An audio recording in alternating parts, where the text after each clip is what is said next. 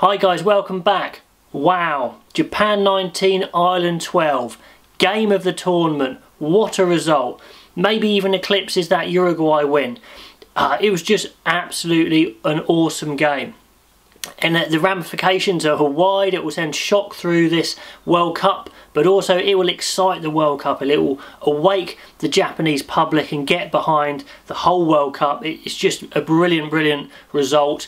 Not for Ireland or Ireland's fans, appreciated, but let's go through this amazing game. So, 100-mile-an-hour start, and it was 100 miles an hour for pretty much the whole game. That's how Japan play. They're great to watch. Japan's skills were crisp and quick from the get-go. Phases were quick. It was deceptive. You know, they're looking good. They got a penalty, but a horrible kick from the Japanese 10, and he did a couple of those actually. Doesn't look the best kicker, to be fair, so no points for them. Then a penalty to Ireland, and Carty last minute decides to go for a cross-field kick, which is pretty cool. Carty's there to play, he's exciting, doesn't come to anything in the end, but you can tell already this game's going to be entertaining. So at 12 minutes it was 0-0, but it was entertaining. I was liking it, it was fast. Then Ireland got some good phases going. Carty with a lovely cross-field kick, and Ringrose flies in the air like a salmon, collects it. Beautiful try. 5-0 to Ireland. So you're thinking this is a great game, but maybe Ireland are going to start nudging ahead. Then Japan get a penalty for their good attack. 3-5, the guy gets it this time. Amani was looking sharp at that point over the breakdown, getting a few turnovers. And then some really slick Irish handling off a line out, which I liked. And I was really surprised. It freed up Stockdale on the left, I think. I'm surprised he didn't go for the corner. Really pin his ears back, put the handoff in there, but nothing comes of that. But anyway, Carney goes over after some really good phases. There's a little chip to nothing, gets knocked back. I think, was it by Ringrose again? They check it, but it's a try, and Carty's looking exciting. Things are looking good. It's 12-3 to Ireland. So at this point, it's looking good. It's a fast start, but Ireland are gaining the upper hand. That's quite a decent lead there. Another amazing Carty kick pass. It's looking good. Lots of sustained. Quick Japanese attack now for the first time. Really getting going. Get another penalty going. 6 points to 12. So just pegging them back a bit. But, you know, the Irish defence was holding up. The Japanese attack was good.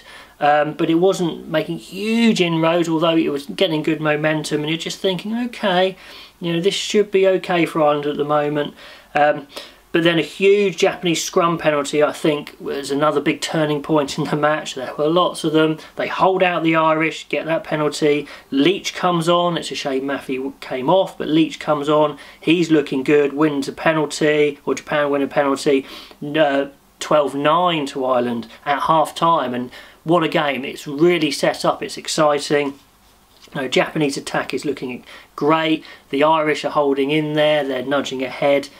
Just brilliant. The second half starts as the first, 100 miles an hour. Japanese attack is looking even better now, very slick, moving all around the park and making ground. But, you know, after a while you're thinking, well, they're not getting any points from it. You know, could this be Japan's undoing? They're playing all this great stuff but not converting. Ireland at this point are needing a spell of possession. Pundits in the studio after the game were saying Ireland looked flat, and I just think it's the pace of the Japanese attack and the amount of tackling Ireland had to do and the amount of chasing they had to do probably just knackered them out, to be honest. Anyway, we'll come to that at the end. Japan, they were always gaining ground, shifting the point of contact all over the park, really stretching Ireland, but they were holding out. And then Ireland get in a good position, 22 line out. You know, can they stretch away again? Another key point in the game. Japan steal the line out. There we go. And there's this crazy counter-attack from Matsushima. Very exciting. The game's open, but it's not messy. It's open, but it's not messy. Just the perfect game to watch, really. Japan get another penalty and another horrible pulled kick. So, you know, I'm starting to think, oh, is it not their day after all this good play? So Japan are dominating. Could they be blowing it by not getting the points? Leach knocks on in another good scoring position. You're thinking again, are they going to make it? But yes, they do. Try. Fantastic try off a scrum, smashing up the middle. Lovely hands out to the left, beautiful try. They go ahead 16-12. So at last, it's 63 minutes, Ireland get a really good attack in this second half. They force a line out, 10 metres out, and you think, okay, this is where they step it up. They take control, they get that winning score. But no, another huge moment, huge turnover for Japan. Murray makes another forward pass on unforced error soon after that, and you're thinking, wow, this is on, this is happening. Japan, great attack, loads of phases as they have all game, get a penalty, the kicker just gets it. He doesn't look great to be honest, but he just gets it. 19-12, so the score is out to 7. Now you're thinking, surely there's only time for one score. Ireland could draw it and maybe that's it. They're starting to panic possibly. Nice attack building for Ireland, but then interception. Wow, huge interception. I think he's going to go the length. What a game this is. I mean, come on. Earls gets back and makes the tackle. It doesn't get any better, more exciting this game. They're 5 metres out. They take forever on the scrum. Whatever. There's a knock on. Almost whatever. Ireland have to go the length of the pitch. Is this game over? And yes, it is. For some reason, Carberry kicks it straight out. Maybe they're playing for the bonus point, as they said in the studio, but I don't know. Anyway, it's over. Japan win 19-12. Wow, they deserved it. My overall view of the game was Japan were excellent. Throughout, they were excellent. They didn't concede in tight areas like scrum and maul, which other smaller teams have struggled with bigger nations.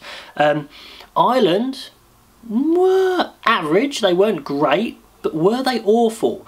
Please tell me if you think they're worse than I thought they were. I thought they were okay actually in certain places. I just think they were overpowered, overawed by Japan's attack. The way they retained the ball, the speed that they got to the breakdowns. Just thought they were too good.